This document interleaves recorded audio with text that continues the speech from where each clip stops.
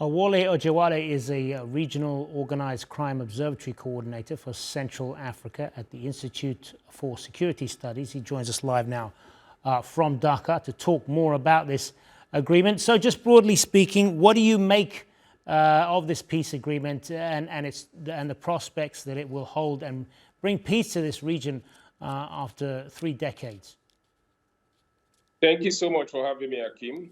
I think there's a slight departure from what we used to know in terms of the power that is trying to broker this peace this time around, and that is the United States of America. So expectedly, we think they should be able to see through to the enforcement, at least to a reasonable, foreseeable time, because the previous processes that we've had in Angola, in Nairobi, and even in Tanzania, is probably more like peer talking to one another. But in this case, we have the United States that is championing it. And they might be able to bring some diplomatic and even to the extent of probably bringing sanction to the table in case if any of the party goes against the agreement that they're about to sign. That is a modest optimism. Do you think that this provision that does not call for Rwandan troops to withdraw from the area of the DRC that they currently occupy, which was dropped at the last minute by the DRC, is that potentially problematic for the future in terms of the conflict starting up again? It's going to be problematic because the party at war here, there's a lot of identity fusion, which goes beyond the mineral resources that a lot of people have been fixated about in the recent time.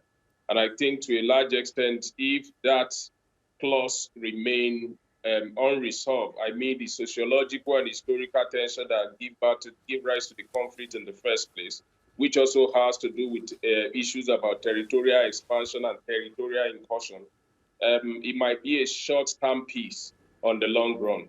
And the reason is because the overarching idea that is driving this agreement also has a lot of root in economic interest, particularly of the United States, that needs unfettered access to those critical minerals that are available in the DRC. So there's no altruism in this negotiation on the part of the power broker. One of the criticisms of this deal that has been made is that all the, this talk of mining rights is seen as an unjust reward for Rwanda. What do you say to that?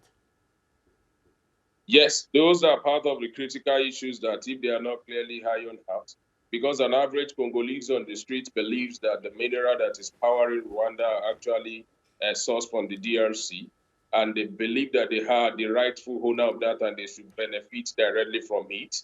And they also believe that the heart of this crisis is access to mineral that is abundantly available in the DRC. But maybe they can stake their optimism on the fact that they are pressing for security guarantee. I think probably that is where the trade-off is going to be. But I think it's too early to make a call on what direction this is going to go in the long run.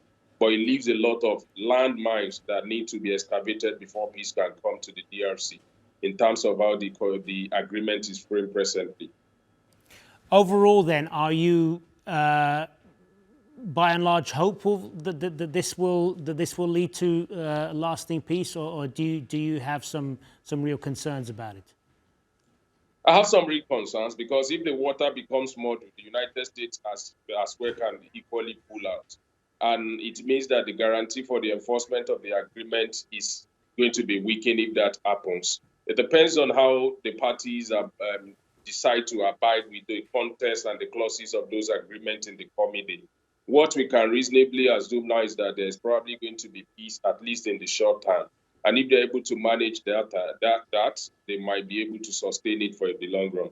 But don't forget that this is something that has been a recurring episode for the past 30 years. So we can only caution for reasonable optimism as far as this particular agreement is concerned. Good to talk to you, Wole Ojewale. Thanks very much for your perspective. Thank you so much for having me.